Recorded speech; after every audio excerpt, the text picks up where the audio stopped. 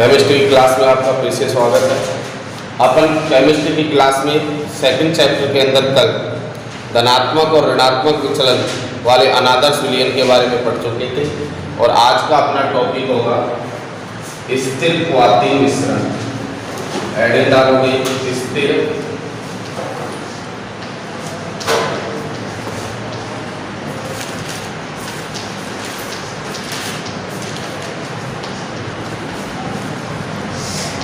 आज का टॉपिक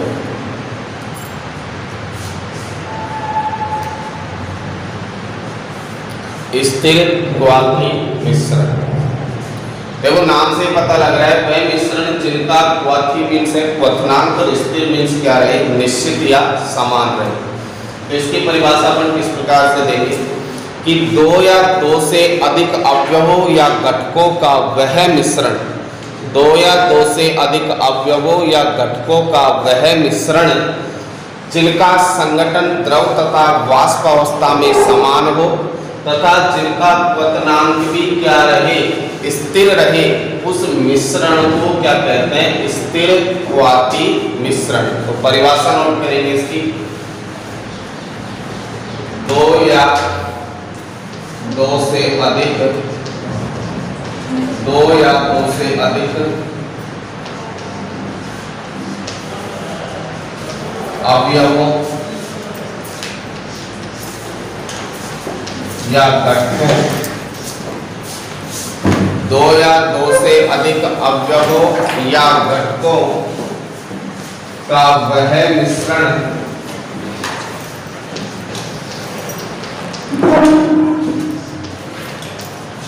जिनका द्रव तथा वाष्प अवस्था में संगठन समान हो तथा मिश्रण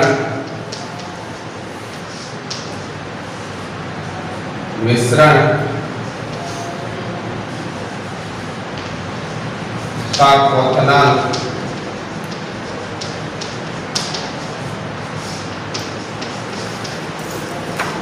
स्थिर हो, ऐसे मिश्रण को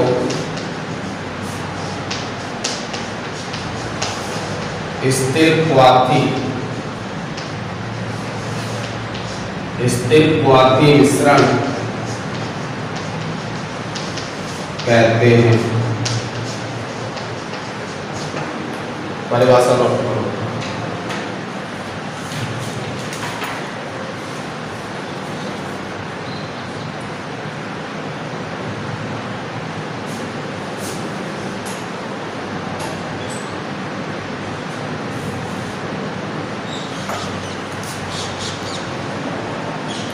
नाम से पता लग रहा है स्थिर मीन्स निश्चित रहे, समान रहे या स्थिर रहे, क्वाती मीन्स क्वथनांक और किसका, मिश्रण का।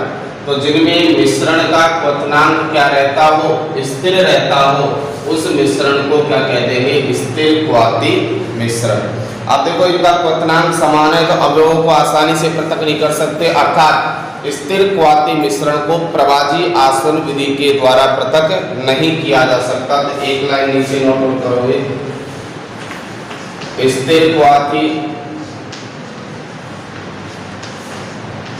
मिश्रण को प्रभाजी आसवन विधि द्वारा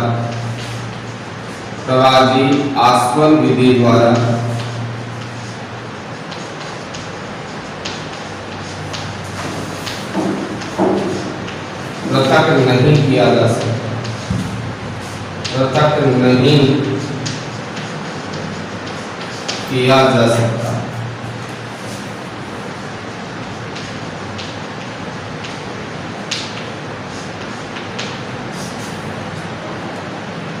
और इसके बाद देख लेंगे स्थिर क्वाती मिश्रण दो प्रकार के होते हैं। स्थिर क्वाथी मिश्रण दो प्रकार के होते हैं। दो प्रकार के कौन कौन से होते हैं? एक होता है निम्न स्थिर क्वाथी मिश्रण और एक होता है उच्च स्थिर क्वाथी मिश्रण। तो दोनों के बारे में पढ़ेंगे। तो स्थिर क्वाथी मिश्रण से क्या तात्पर्य है कि वह मिश्रण जिनके अवयवों का क्वथनांक क्या रहे, समान रहे, उस मिश्रण को क्या कहते हैं? स्थिर क्वाथी मिश्रण कहते हैं। अब इसमें पहला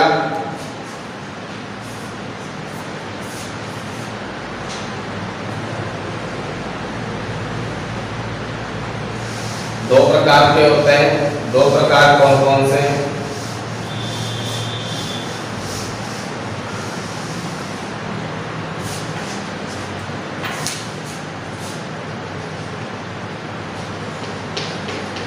निम्न स्थिर क्वाथी मिश्रण।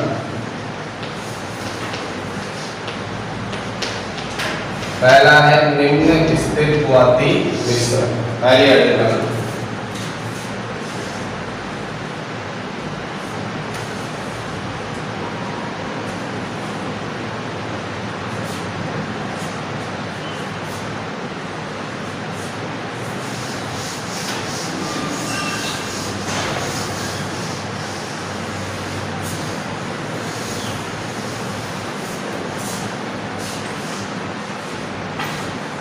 निम्न स्थिर क्वाथी मिश्रण कौन सा होता है?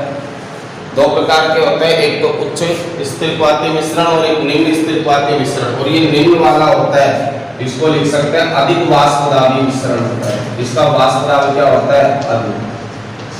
वाष्पदाब उच्च होता है इसका। इसके अंदर मिश्रण का जो क्वथनांक होता है, निम्न स्थिर क्वाथी मिश्रण में क्या होता है? जो मिश्रण का क्वथनांक होगा, जो उनके अवयवों या घटकों के क्वथनांक से क्या होता है? कम होता है। और कम होने के कारण इसे क्या कह दिया? निम्न स्थिर क्वाथी मिश्रण। निम्न स्थिर क्वाथी मिश्रण में मिश्रण का क्वथनांक उनके अवयवों या घटकों के क्वथनांक से क्या होता है? कम होता है। जबकि उच्च स्थिर क्वाथी मिश्रण में मिश्रण का क्वथनांक उनके अवयवों या घटकों के क्वथनांक से क्या हो जाएगा? अधिक हो जाएगा। इसलिए उसे कह देंगे उच्च स्थिर क्वाथी मिश्रण। निम्न स्थिर क्वाथी मिश्रण में सभी उदाहरण वो आएंगे जो धनात्मक विचलन प्रदर्शित करते हैं, और उच्च स्थिर क्वाथी मिश्रण में सभी उदाहरण वो आएंगे जो ऋणात्मक विचलन प्रदर्शित करते हैं। तो सबसे पहले निम्न स्थिर क्वाथी मिश्रण के बारे में लिखेंगे कि वह इस प्रकार के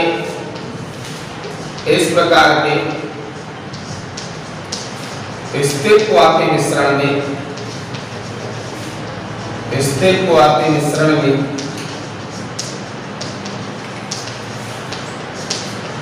मिश्रण का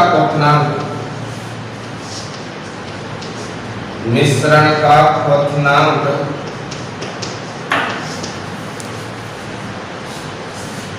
इनके अवयव कौन कौन से ले रहे हैं? द्विअंगी में लेंगे विलय और विलाय। अवयवों या घटकों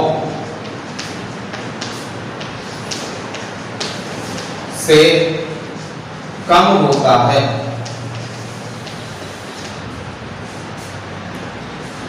इसलिए इसे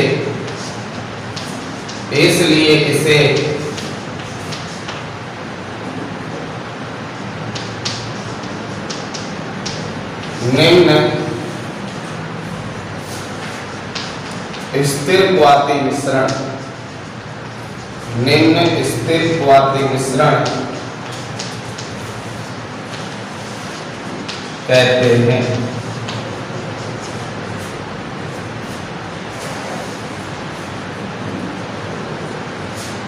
और धनात्मक विचलन प्रदर्शित करने वाले जितने भी हैं, धनात्मक विचलन वाले विलयन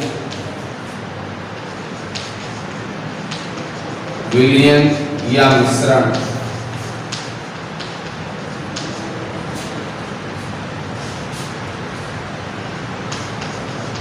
निम्न स्थिर क्वाथी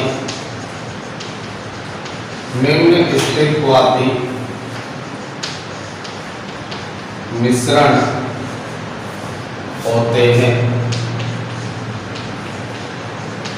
निम्न स्थिर क्वाथी मिश्रण होते हैं।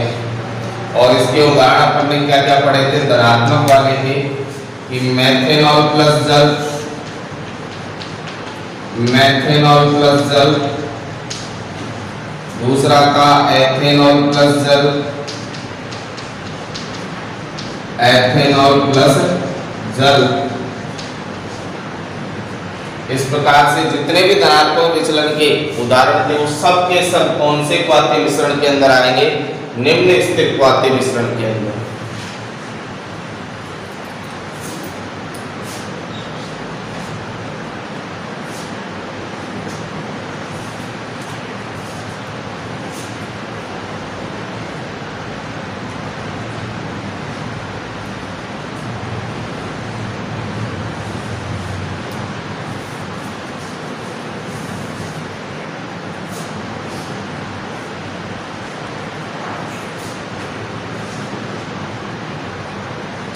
निम्न स्थिर क्वाथी के बाद में दूसरा अपना आएगा कौन सा, दूसरा प्रकार है उच्च स्थिर क्वाथी मिश्रण। निम्न वाला अधिक वाष्पदाबी होता था तो उच्च वाला क्या हो जाएगा, कम वाष्पदाबी। परिभाषा में क्या डिफरेंस आ जाएगा, इस प्रकार के स्थिर क्वाथी मिश्रण में मिश्रण का क्वथनांक इनके अवयवों या घटकों से कम के स्थान पर क्या हो जाएगा, अधिक होता है। कम के स्थान पर क्या हो जाएगा, अधिक होता है, इसलिए इसे निम्न के स्थान पर क्या हो जाएगा, उच्च स्थिर क्वाथी मिश्रण कहते हैं। अब धनात्मक की जगह जितने भी ऋणात्मक विचलन वाले उदाहरण हैं, तो ऋणात्मक विचलन वाले विलयन या मिश्रण उच्च स्थिर क्वाथी मिश्रण होते हैं। और इनके एग्जाम्पल बदल जाएंगे। और इनके उदाहरण में अपन ने क्या क्या पढ़ा था, ऋणात्मक में जितने भी स्ट्रॉन्ग एसिड है उनके साथ यदि वाटर आ जाए तो सब ऋणात्मक विचलन वाले होते हैं। जैसे नाइट्रिक अम्ल के साथ H2, HCl के साथ H2, H2SO4 के साथ H2, ये सभी इसके उदाहरण है ऋणात्मक। और ऋणात्मक विचलन वाले सभी उच्च स्थिर क्वाथी मिश्रण होते हैं, नोट करो इसे।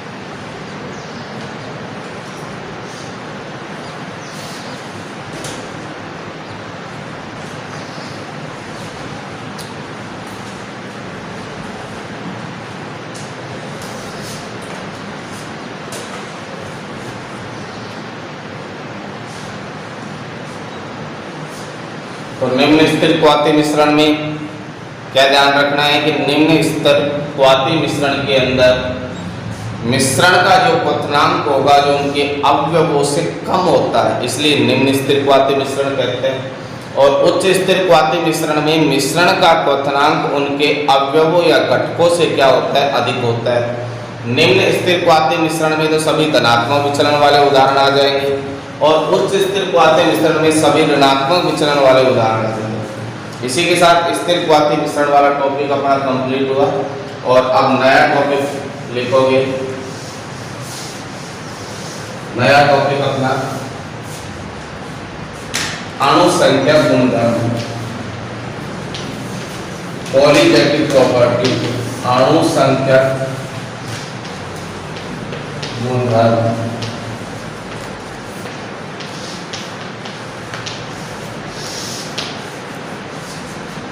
अणुसंख्यक गुणधर्म।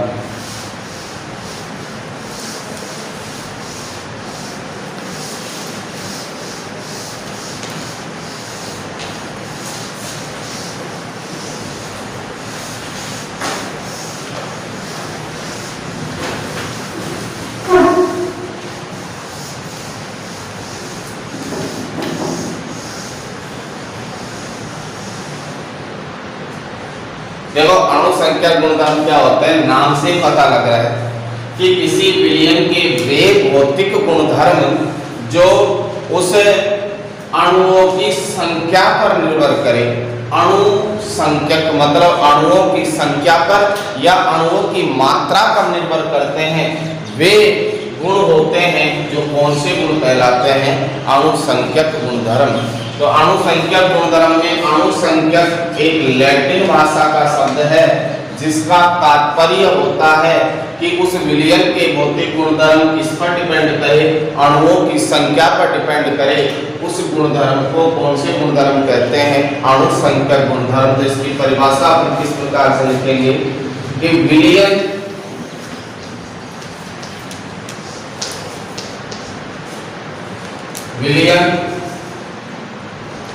के वे भौतिक गुण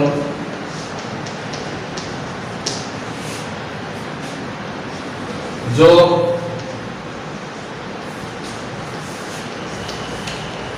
अणुओं की संख्या या मात्रा, अणुओं की संख्या या मात्रा पर निर्भर करते हैं, उनकी प्रकृति पर नहीं, उनकी प्रकृति पर नहीं।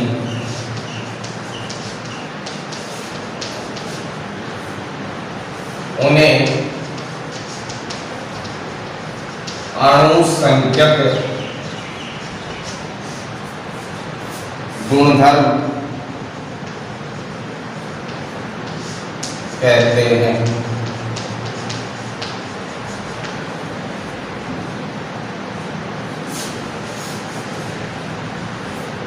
अणुसंख्यक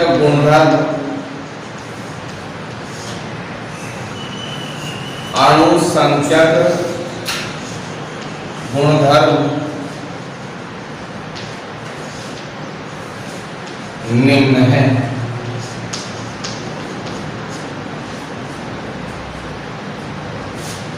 और 4 प्रकार के अणुसंख्यक गुणधर्म होते हैं।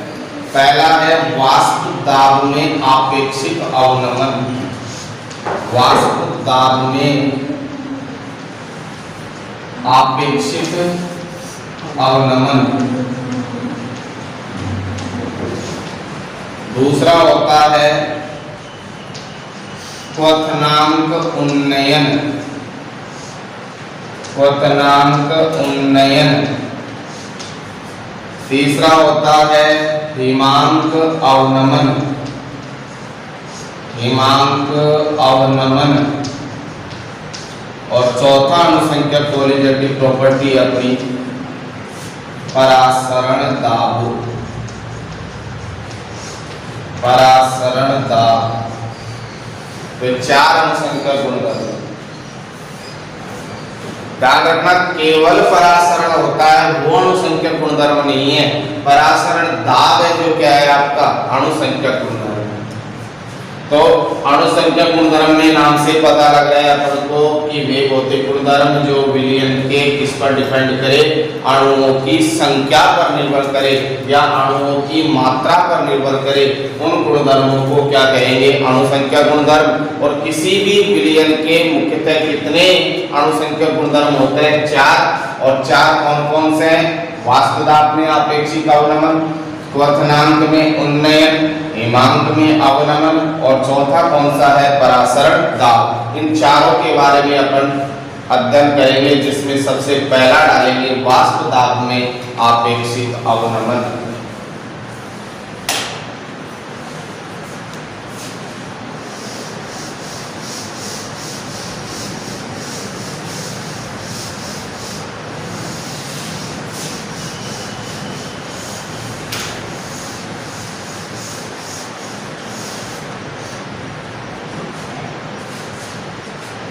फर्स्ट नंबर है वाष्प दाब में आपेक्षिक अवनमन।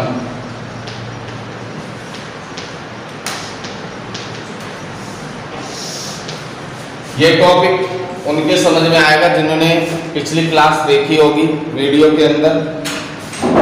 देखो, वाष्प दाब में आपेक्षिक अवनमन अपन किस प्रकार से राउले के नियम से ज्ञात करेंगे, और अवाष्पशील विलययुक्त विलयन के लिए अपन ने राउले का नियम पढ़ा था। उसके अंदर क्या था, ध्यान से लिखना नहीं है, केवल समझना है पहले कि जब किसी अवाष्पशील विलय को शुद्ध विलायक में मिला दिया जाए तो उसके वाष्प दाब में क्या आ जाती है, कमी आ जाती है, और वाष्प दाब में होने वाली जो कमी होती है उसे कहते हैं वाष्प दाब अवनमन। अवनमन का मतलब होता है कमी। तो वाष्प दाब में होने वाली उस कमी को किस नाम से जाना जाता है, वाष्प दाब अवनमन। लेकिन इसमें एक शब्द और जुड़ गया, आपेक्षिक। तो आपेक्षिक अवनमन किस प्रकार से ज्ञात करेंगे, तो हम सबसे पहले यहाँ पर जानते हैं कि राउले के नियम से, राउले के नियमानुसार, केवल समझना है, राउले के नियमानुसार जब किसी शुद्ध विलायक में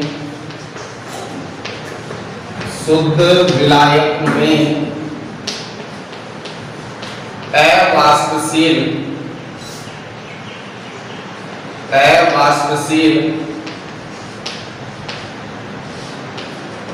विलय मिलाया जाता है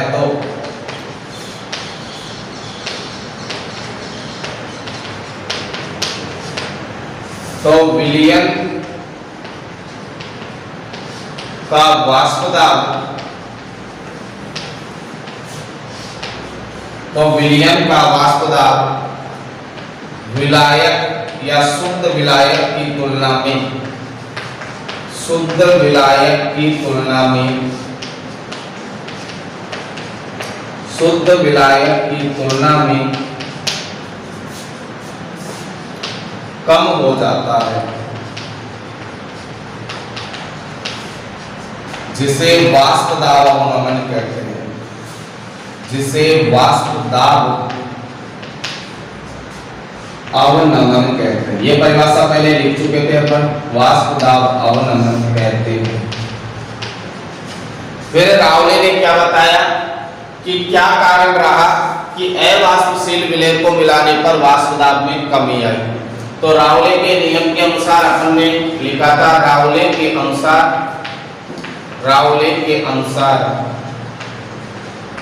यहाँ पर विलयन का जो वाष्प दाब है वो विलय के आंशिक दाब पर निर्भर नहीं करता, केवल किस पर डिपेंड करता है, विलायक पर। क्यों? क्योंकि विलय तो आपका कैसा है, अवाष्पशील है। विलय कैसा है आपका, अवाष्पशील। अवाष्पशील का मतलब है कि इसकी क्या नहीं बनती है, वाष्प नहीं बनती है। जब वाष्प नहीं बनेगी तो इसका वाष्प दाब पर कोई प्रभाव पड़ेगा क्या, नहीं पड़ेगा। अर्थात यहाँ जो विलयन का कुल वाष्प दाब होता है जो केवल शुद्ध विलायक के आंशिक दाब पर निर्भर करता है, विलय के आंशिक दाब पर निर्भर नहीं करता है। तो राउले के अनुसार अपन ने लिखा था P टोटल P कुल इज इक्वल टू, बताओ यहाँ पर कुल वाष्प दाब है जो विलय पर निर्भर करेगा क्या, नहीं करेगा, क्योंकि विलय अपना कैसा है, अवाष्पशील। केवल किसके आंशिक दाब पर निर्भर करेगा, विलायक पर निर्भर करेगा। और विलायक के आंशिक दाब को अपन ने किससे डिनोट किया था, PA से। यहाँ PA का मतलब, यहाँ PA बराबर है विलायक का आंशिक दाब। PA का क्या तात्पर्य है, यहाँ विलायक का आंशिक दाब।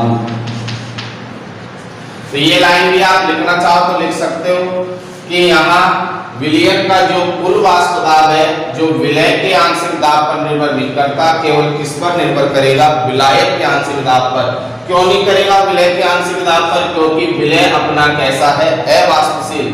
अवाष्पशील का तात्पर्य है कि विलय की क्या नहीं बनती है, वाष्प नहीं बनती है, और वाष्प नहीं बनेगी तो इसका वाष्प दाब पर कोई प्रभाव नहीं पड़ेगा। इसलिए यहाँ पहले तो अपन जब वाष्पशील विलय होता था तो विलय और विलायक दोनों को जोड़कर कुल दाब निकालते थे Pa प्लस Pb, लेकिन यहाँ केवल किस पर डिपेंड करेगा, Pa पर करेगा। तो यहाँ कुल वाष्प दाब है जो किस पर डिपेंड कर रहा है, Pa पर। और हम पहले जानते हैं कि राउले के नियम से, राउले के नियम से आप पढ़ चुके थे, Pa बराबर होता था P nought A x A। तो यहाँ अपन Pa के स्थान पर क्या रख सकते हैं, P nought A x A। तो P टोटल या P कुल इज इक्वल टू आपके पास आ जाएगा P nought A x A।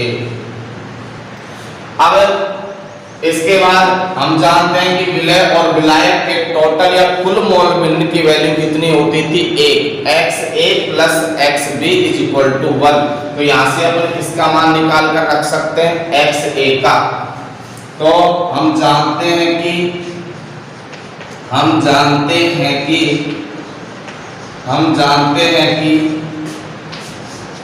XA plus XB is equal to कितना होता है, 1।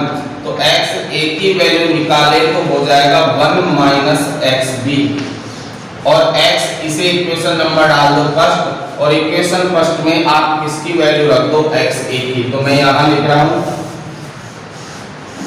इस समीकरण एक में XA का मान रखने पर और समीकरण एक अपनी थी P टोटल या P कुल इज इक्वल टू, या कैपिटल P से रिप्रेजेंट कर सकते हैं, कैपिटल P बराबर P नॉट A और XA के स्थान पर क्या रख दिया जाए, 1 माइनस XB। तो XA के स्थान पर रख दिया 1 माइनस XB। इसे मल्टीप्लाई करके सॉल्व करेंगे, P नॉट A को 1 से मल्टीप्लाई किया तो P नॉट A आएगा, और P नॉट A को किससे मल्टीप्लाई करें, XB से। तो यहाँ पर आ जाएगा minus P nought A XB। अब XB का क्या तात्पर्य है, X किससे रिप्रेजेंट करते हैं, मोल भिन्न को, और B का मतलब किसके कर रहे हैं, विलय के मोल भिन्न को। तो विलय के मोल भिन्न की आपको क्या करनी पड़ेगी, गणना। और मोल भिन्न की गणना के लिए मैंने शुरू की क्लास में आपको बताया था कि मोल भिन्न का निकालने का फॉर्मूला क्या होता है। B का तात्पर्य यहाँ विलय का मोल भिन्न है, तो विलय के मोल भिन्न का फॉर्मूला क्या बताया था कि विलय के मोलों की संख्या बटे विलयन के मोलों की संख्या। विलय के मोलों की संख्या में यदि विलयन के मोलों की संख्या का भाग लगा दिया जाए तो आपके पास विलय के क्या आ जाएंगे, मोल भिन्न। तो यहाँ पर लिखेंगे, हम जानते हैं कि या पहले XB की वैल्यू निकाल लो यहाँ से। तो XB की वैल्यू निकालने के लिए क्या लिखेंगे अपन, बोलो। यहाँ पर XB, इसको मैंने ऐसे लिख दिया minus P nought A XB, और यहाँ पर था P पहले से ही, और इस P नॉट A प्लस में था, इस तरह भेजूंगा तो किसमें चले जाएगा, माइनस में। मैं चिन्ह में क्या कर रहा हूँ, परिवर्तन। चिन्ह में परिवर्तन किया तो यहाँ पर लिख दो चिन्ह में परिवर्तन करने पर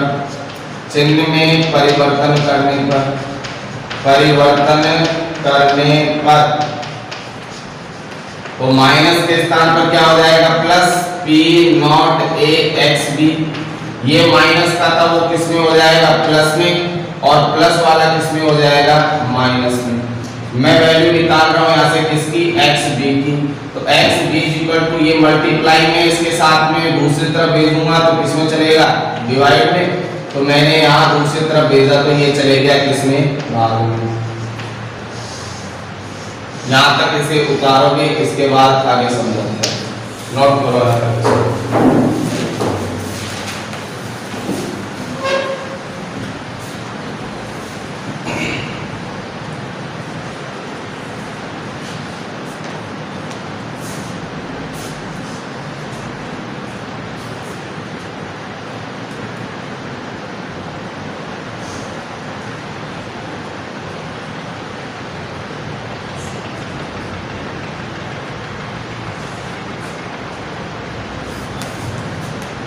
और नीचे लाइन में अपन लिख सकते हैं ये P not a minus P upon P not है, जो वाष्प दाब में आपेक्षिक अवनमन को बताता है।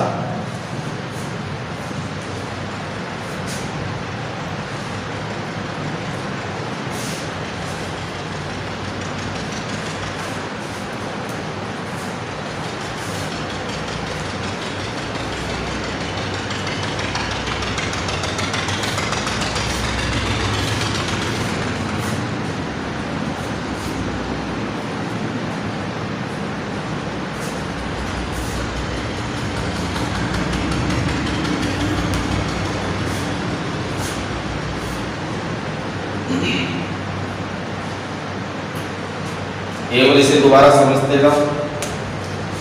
रावले के नियम से अपन ने पढ़ा था कि अवाष्पशील विलय मिला दिया जाए तो कुल वाष्प दाब होता है, जो केवल शुद्ध विलायक के आंशिक दाब पर निर्भर करता है। तो पी कुल इज इक्वल टू अपन ने लिख दिया पी ए, और पी ए की वैल्यू अपन ने रावले के नियम से निकाल ली थी पी नॉट ए एक्स ए। तो पी ए के स्थान पर रख दिया पी नॉट ए एक्स ए।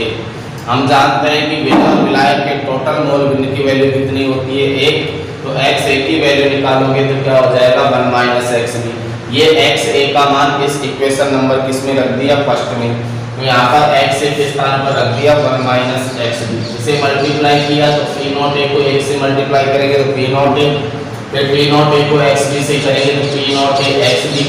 यहाँ पर अपन x b की वैल्यू निकालना चाहते हैं, ये माइनस वाली वैल्यू मैंने ऐसे कैसे रख दी, ये p दूसरी तरफ था ऐसे कैसे रख दिया, p नॉट है यहाँ पर प्लस में, मैं इसको इस तरफ भेजूंगा तो ये इसमें आ गया माइनस में। अपन ने चिन्ह परिवर्तन किया तो माइनस के स्थान पर प्लस हो गया, ये माइनस का था वो प्लस में हो गया, और प्लस वाला था वो किसमें हो गया, माइनस में। वैल्यू किसकी निकाल रहे हैं, xb की। तो xb बराबर p nought a minus p, ये p नॉट a मल्टीप्लाई में था किसमें आ जाएगा, यहाँ तक बता दिया था आपको। xb की वैल्यू निकाली, तो xb की वैल्यू निकालेंगे तो p nought a minus p, और ये p नॉट a डिवाइडेशन में चले जाएगा। देखो यहाँ p nought a minus p ये तो बताता है वाष्प दाब अवनमन को। वाष्प दाब अवनमन का आप पीछे कॉपी में देखोगे ये फॉर्मूला लिखाया था p nought a minus p। तो p नॉट a तो वहां पर था शुद्ध विलायक का वाष्प दाब, और p वहां पर था विलयन का वाष्प दाब। तो शुद्ध विलायक के वाष्प दाब में से अपन ने विलयन के वाष्प दाब को घटाया था, तो वो था आपका क्या, वाष्प दाब अवनमन। लेकिन उसमें शुद्ध विलायक के वाष्प दाब का भाग लगा दोगे तो वो आपका कहलाएगा वाष्प दाब में आपेक्षिक अवनमन। तो ये पूरी वैल्यू है ये वाली, ये किसको डिनोट करती है, वाष्प दाब में आपेक्षिक अवनमन को। और वाष्प दाब का आपेक्षिक अवनमन किसके बराबर आ रहा है, xb। x का मतलब मोल अंश या मोल भिन्न, और b का मतलब किसका, विलय का। तो अपन क्या लिख सकते हैं कि वाष्प दाब का आपेक्षिक अवनमन विलय के मोल अंश या मोल भिन्न के क्या होता है, बराबर होता है। तो इसी के साथ आगे अपन इसके लिखेंगे,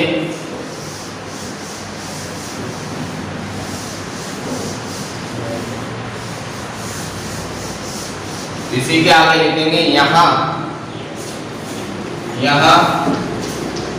p nought a minus p ये तो बताता है वाष्प दाब अवनमन को, वाष्प दाब अवनमन को। और p nought a minus p upon p nought a वाष्प दाब में आपेक्षिक अवनमन को बताता है, वाष्प दाब में आपेक्षिक अवनमन को बताता है, अवनमन को दर्शाता है। तो अपन क्या लिख सकते हैं, अतः स्पष्ट है कि वाष्प दाब में वाष्प दाब का आपेक्षिक अवनमन, वाष्प दाब का आपेक्षिक अवनमन,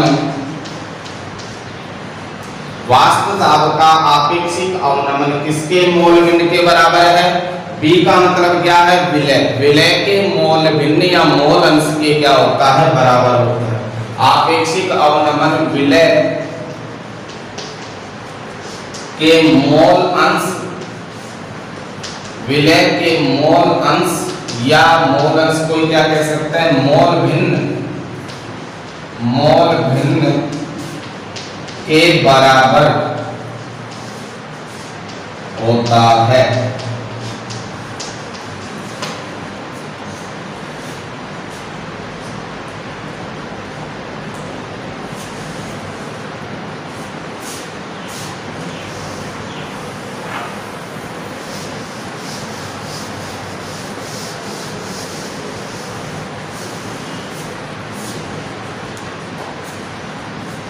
अब इसके बाद यदि आपको मोलर द्रव्यमान की गणना करनी हो, विलय के मोलर द्रव्यमान की या अवाष्पशील विलय के मोलर द्रव्यमान की गणना, तो उसके लिए किस प्रकार से फॉर्मूला अपन रिजनरेट करेंगे।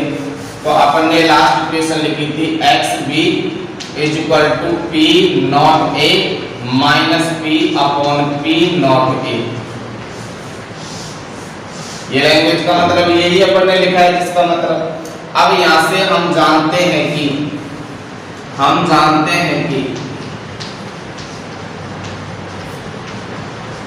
XB का मतलब है विलय का मोल भिन्न,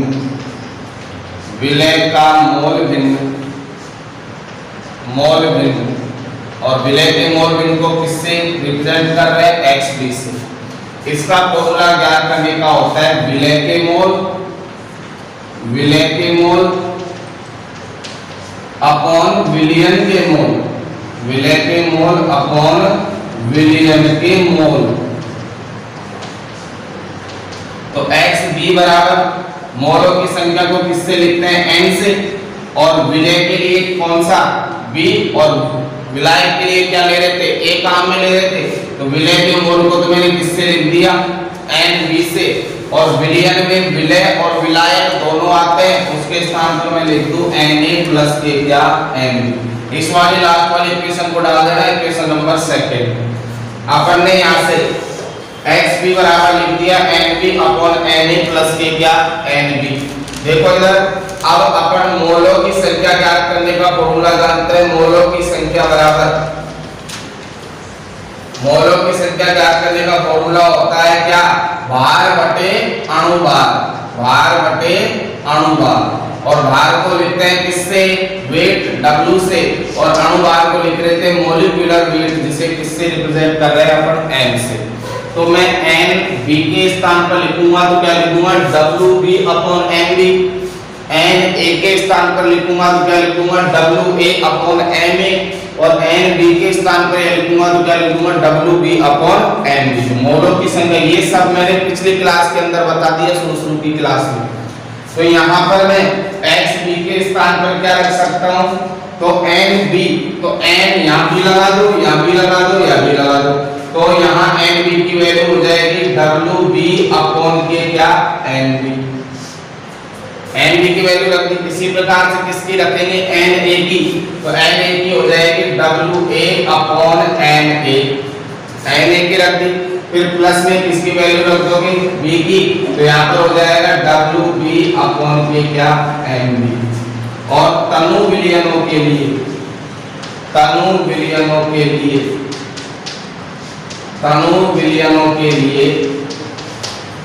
विलयन होते हैं, तनु विलयन का मतलब जिसमें विलय की मात्रा बहुत क्या हो, कम, और विलय जिसको रिप्रेजेंट कर रहे हैं B से, तो उस कंडीशन में तनु विलयनों में क्या होता है, WA/Na is greater than upon WB/NB। ये तो विलय का मोल है, ये तो किसकी मोल है, विलय के मोल, और ये किसके मोल है, विलायक के मोल।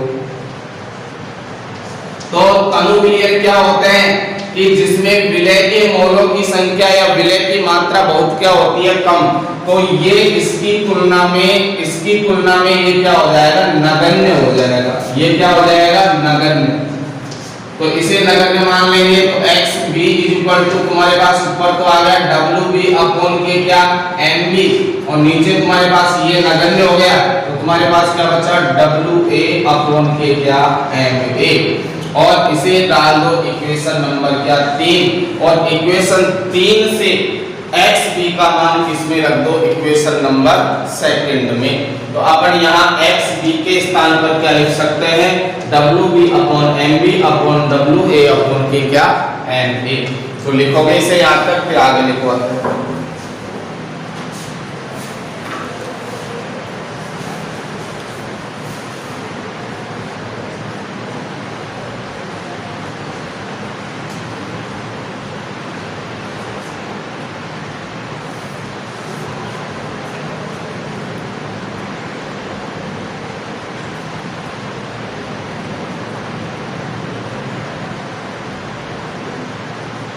जो बीच क्लास में वीडियो देखेगा उसके बिल्कुल समझ में नहीं आएगा। इस टॉपिक को समझने के लिए पिछले क्लास की वीडियो देखें।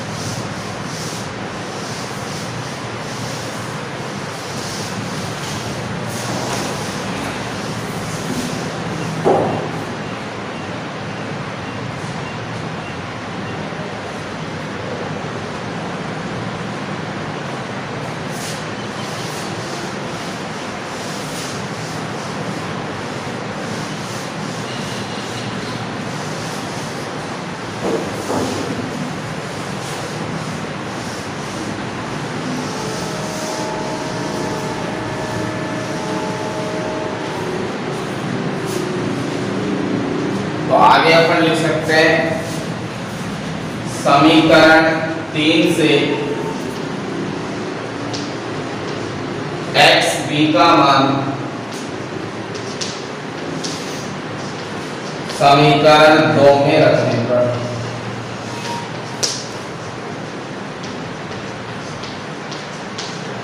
और समीकरण 2 था अपना xb और xb के स्थान पर अपन समीकरण 2 लिख लेते हैं। पहले xb बराबर p nought a minus p upon p nought a और xb का मान अपन ने रख दिया wb अपॉन nb। इसको ऐसे लिख देता हूँ wb, तो nb कहाँ चले जाएगा नीचे और यहाँ wa नीचे, तो na कहाँ चले जाएगा ऊपर, wa इंटू क्या mb बराबर अपने पास आ गया p nought a minus p upon p nought a। अब यहाँ से अपन को मान निकालना है किसका, nb का। किसकी वैल्यू निकालनी है, nb की। तो nb की वैल्यू निकालने के लिए मैं इसे क्या कर दूं, उल्टा कर दूं। तो इस तरफ से भी क्या हो जाएगा, उल्टा।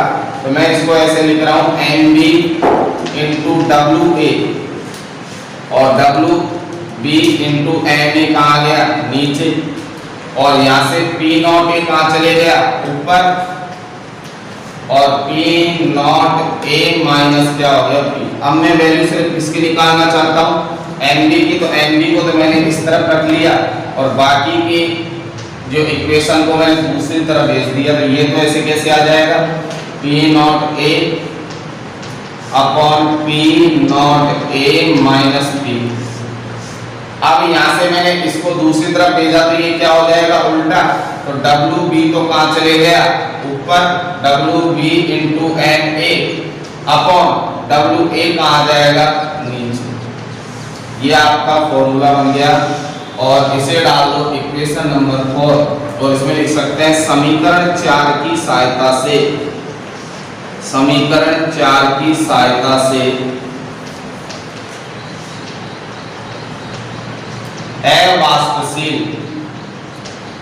अवाष्पशील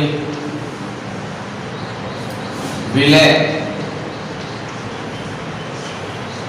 के मोलर द्रव्यमान की गणना कर सकते हैं, के मोलर द्रव्यमान की गणना, द्रव्यमान की गणना कर सकते हैं।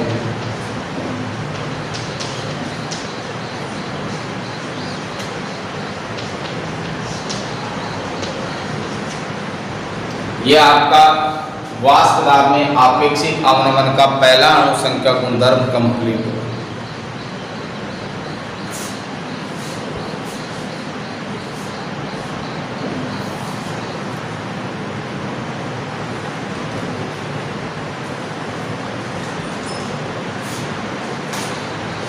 वाष्प दाब के आपेक्षिक अवनमन को मैं एक बार दोबारा रिपीट करूंगा, कंप्लीट को ध्यान से समझोगे आप।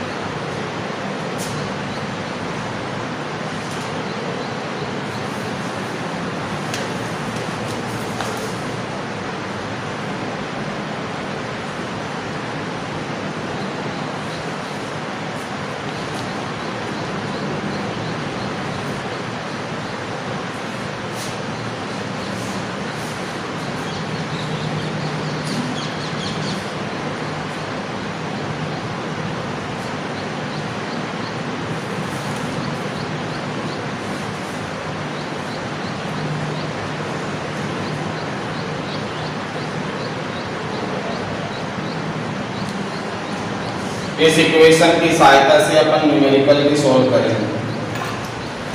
अवाष्पशील विलय के मोलर द्रव्यमान की गणना करने का फॉर्मूला आपको आना चाहिए, इसी की सहायता से न्यूमेरिकल पूछे जाते हैं।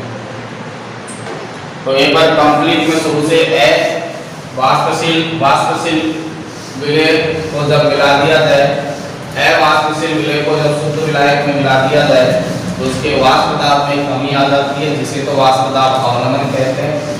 और वाष्प दाब अवनमन की सहायता से आपेक्षिक अवनमन निकालने का क्या तरीका है वो अपन में। तो शुरू से देखोगे एक बार, अपना टॉपिक था वाष्प दाब में आपेक्षिक अवनमन। वाष्प दाब में आपेक्षिक अवनमन, आपेक्षिक अवनमन। देखो वाष्प दाब में आपेक्षिक अवनमन के लिए आपको राउले का नियम पिछली क्लास के अंदर बताया था। और आपेक्षिक अवनमन मतलब वाष्प दाब में कमी कब आती है, जब शुद्ध विलायक में आप किसको मिला दोगे, अवाष्पशील विलय को। और राउले के नियम से अपन ने लिख लिया था कि किसी भी घटक का जो आंशिक दाब होता है वो बराबर होता है P nought A x A। जिनको नहीं पता वो लिख लोगे कि यहाँ ये स्मॉल p a है, वो तो बताता है विलायक के वाष्प दाब को। जिनको जो चीज पता नहीं है कि यहाँ A का मतलब क्या है, B का मतलब क्या है, वो लिख लेना, नोट कर लेना साथ में ही। ये है विलायक का वाष्प दाब, विलायक का वाष्प दाब P नॉट A, शुद्ध विलायक का वाष्प दाब। जैसे भी वाष्प दाब नहीं है, विलायक का आंशिक दाब। स्मॉल p है जो आंशिक दाब को बताता है, आंशिक दाब। और P नॉट A वो है शुद्ध विलायक का वाष्प दाब, शुद्ध विलायक का वाष्प दाब।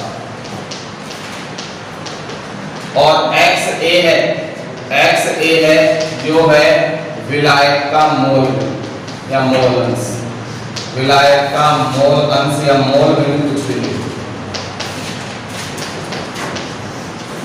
ये कहां से निकालना, राउले के नियम से। और जब अवाष्पशील विलय मिला होगी तो जो कुल वाष्प दाब होता है P कुल P टोटल, वो केवल किस पर डिपेंड करता है, विलायक के आंशिक दाब पर डिपेंड करता है। तो ये भी अपन ने राउले के नियम में पढ़ लिया था, P टोटल बराबर स्मॉल pa। और स्मॉल pa के स्थान पर अपन क्या लिख देंगे, P कुल is equal to P nought A x A। यहाँ तक समझ में आया? यहाँ तक किसी कोई समस्या? P टोटल बराबर ये Pa की वैल्यू अपन ने यहाँ से रख दी, और ये कहाँ से आया था, राउले के नियम से। इसे डाल दिया अपन ने समीकरण नंबर 1। इसके बाद हम जानते हैं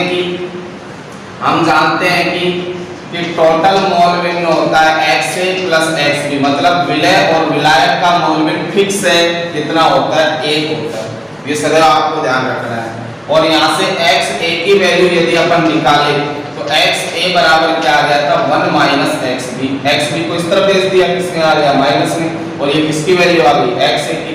अब ये XA का मान किसमें रख देंगे, समीकरण 1 में रख दो। तो तुम्हारे पास P बराबर टोटल अपन ने कैपिटल P से इधर प्रदर्शित कर दिया, तो P कुल इक्वल टू तुम्हारे पास क्या आ गया, बताओ P नॉट A की जगह तो P नॉट A रख दो और XA के स्थान पर क्या रख दूं 1 माइनस XB। इसे मैं मल्टीप्लाई कर दूं तो यहाँ P बराबर तुम्हारे पास आ गया P नॉट A को 1 से मल्टीप्लाई करोगे तो P नॉट A ही आएगा, और P नॉट A को XB से मल्टीप्लाई किया तो तुम्हारे पास आ गया P नॉट A XB। इसे डाल दिया इक्वेशन नंबर 2, या इक्वेशन 2 में डालो तो पहले यहाँ से किसके मान निकाल लो XB का। अब देखो आगे से किस प्रकार से सोल्व करें। इसके बाद अपन यहाँ से वैल्यू निकालना चाहते हैं XB की, तो XB की वैल्यू निकालने के लिए आप क्या करोगे, देखो यार यहाँ से इस समीकरण में ये था माइनस के P नॉट A और XB, और यहाँ पर से इस P नॉट A को इस तरफ भेजूंगा तो इसे ये किस तरफ किसमें चले जाएगा माइनस में, तो बराबर में P पहले से था ये वाला और ये प्लस का इस तरफ भेज दिया तो ये किसमें आ गया माइनस में। चिन्ह परिवर्तन कर देंगे तो माइनस के स्थान पर तो क्या हो गया plus P nought A XB। पहले माइनस का था P नॉट A, अब इसको मैंने किसमें लिख दिया प्लस में, और पहले P किसका था प्लस का, अब इसको मैंने किसमें लिख दिया माइनस में। मान किसका निकालना है XB का, तो XB बराबर तुम्हारे पास क्या आ गया P nought A minus P upon P nought A। ये इक्वेशन है, ये वाला मान है जो आपको बताता है वाष्प दाब में आपेक्षिक अवनमन को। तो ये किसको प्रदर्शित करता है, वाष्प दाब में आपेक्षिक अवनमन को, आपेक्षिक अवनमन को। और ये समीकरण क्या प्रदर्शित करती है कि वाष्प दाब में जो आपेक्षिक अवनमन है वो किसके बराबर है XB के। XB का मतलब किसका मोल भिन्न, विलय के मोल भिन्न के बराबर होता है, विलय के किसके बराबर होता है मोल भिन्न के बराबर। और ये लाइन अपन ने नीचे लिखा रखी है इसी इक्वेशन के नीचे। इस समीकरण से स्पष्ट होता है कि वाष्प दाब में आपेक्षिक अवनमन विलय के मोल भिन्न के बराबर होता है। यहाँ तक किसी कोई समस्या। अब देखो इसके बाद में क्या है, अपन ने यहाँ तक तो वाष्प दाब में आपेक्षिक अवनमन की गणना कर ली, लेकिन यदि आपको अवाष्पशील विलय के मोलक द्रव्यमान की गणना करनी है तो इसी समीकरण को अपन को आगे बढ़ाना होगा।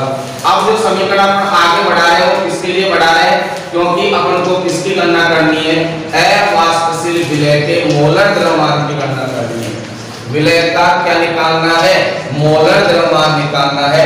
तो अवाष्पशील विलय का मोलर द्रव्यमान निकालने के लिए क्या करना पड़ेगा, आपको यहाँ से किसकी वैल्यू निकालनी पड़ेगी XB, और XB का मतलब है विलय का मोल भिन्न।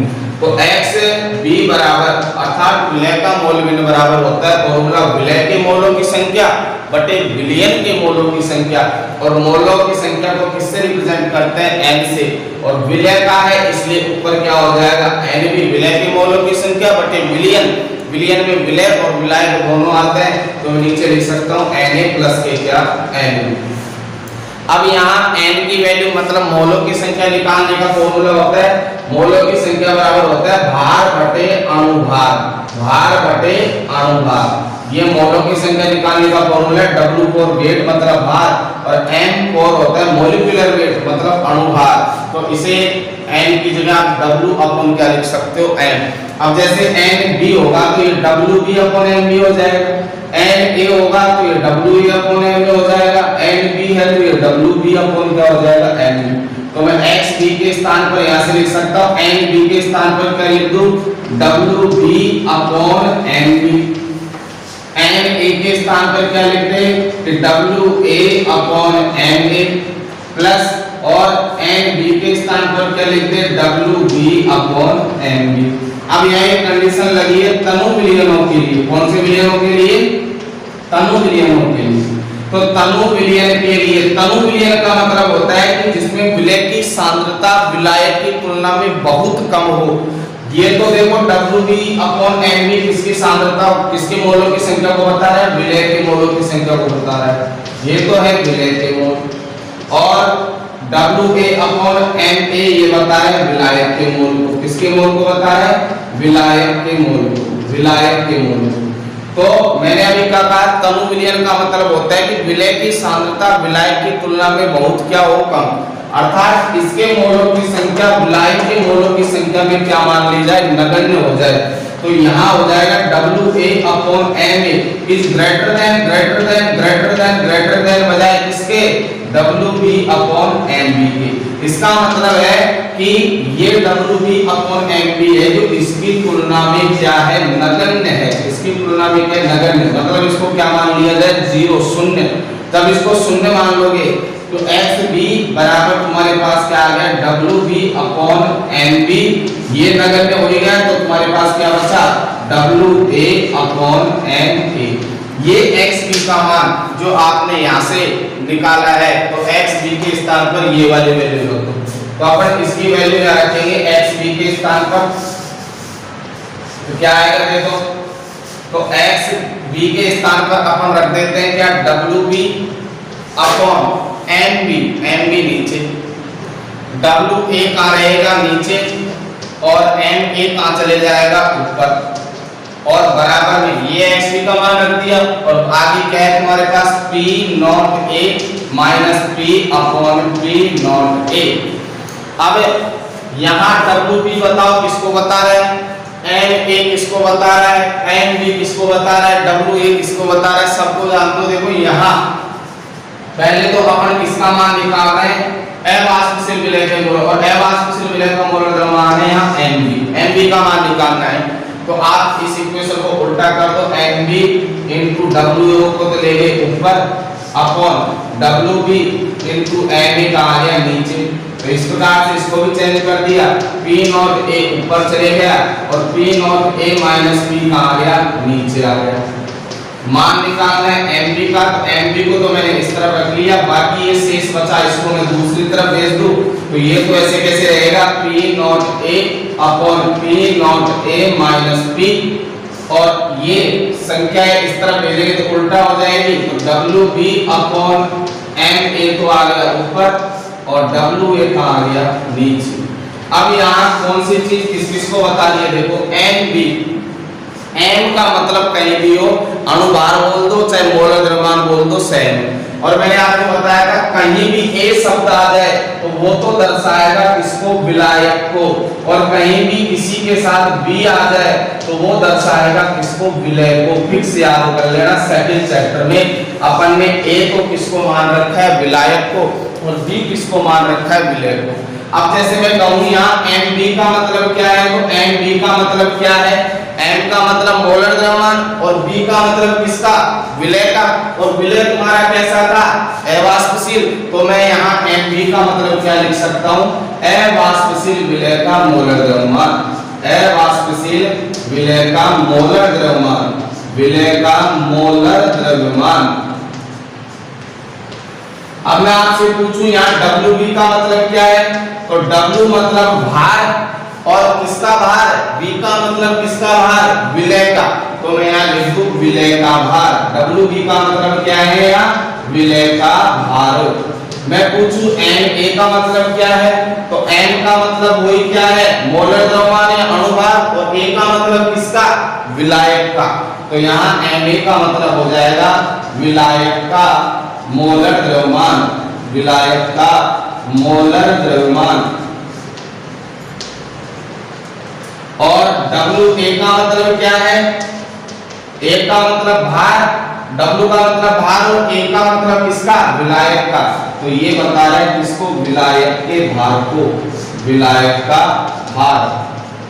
और P0A आपको बता दिया था, A का मतलब विलायक, P0 जहां लग गया तो शुद्ध विलायक का क्या हो गया, वाष्प पदार्थ। P0A का मतलब क्या है, शुद्ध विलायक का वाष्प पदार्थ। कैपिटल P का मतलब कुल विलयन का वाष्प पदार्थ, और ये बता ही दिया MB का मतलब क्या है, अवाष्पशील विलय का मोलर द्रव्यमान। तो इस फॉर्मूले की सहायता से आप किसकी गणना कर सकते हो, अवाष्पशील विलय के मोलर द्रव्यमान की क्या कर सकते हैं, गणना कर सकते हैं। जिनको नहीं पता WB, MA, WB इनका मतलब क्या है वो इसी इक्वेशन के नीचे लिख लो। MB क्या है, WB क्या है, MA क्या है, WA क्या है। और इसी के साथ यहाँ पर हमने लिख लिया था P नॉट A बराबर शुद्ध विलायक का वाष्प दाब, शुद्ध विलायक का वाष्प दाब, शुद्ध विलायक का वाष्प दाब, और कैपिटल P का मतलब है विलयन का वाष्प दाब या कुल वाष्प दाब बोल सकते हैं, विलयन का वाष्प दाब। ये चीज नोट कर लेना, जिन्होंने पिछली क्लास देख रखी है उनको सबको पता है, और जिन्होंने नहीं देखी उनकी ये चीज समझ में नहीं आई। इस चीज को नोट कर लो।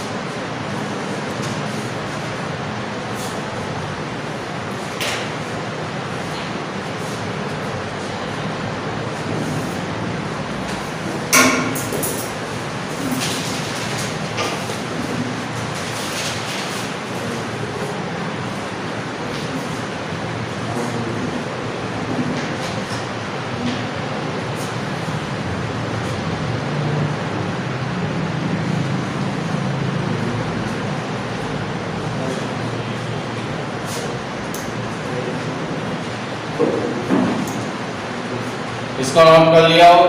तो आज की क्लास में अपन ने अणुसंख्यक गुणधर्म की पहले प्रॉपर्टी, पहला अणुसंख्यक गुणधर्म पढ़ा था वाष्प दाब में आपेक्षिक अवनमन। और क्या ध्यान रखना है, वाष्प दाब में जो आपेक्षिक अवनमन होता है जो किसके बराबर होता है, विलय के मोल भिन्न के बराबर। और यहाँ पर अवाष्पशील विलय का मोलर द्रव्यमान ज्ञात करना है, तो उसके लिए अपन ने फॉर्मूला जनरेट कर लिया। इसके लिए फॉर्मूला था, और ये जो फॉर्मूला है वो आपके न्यूमेरिकल के काम में आएगा, तो इससे संबंधित अपन एक न्यूमेरिकल भी लिखेंगे।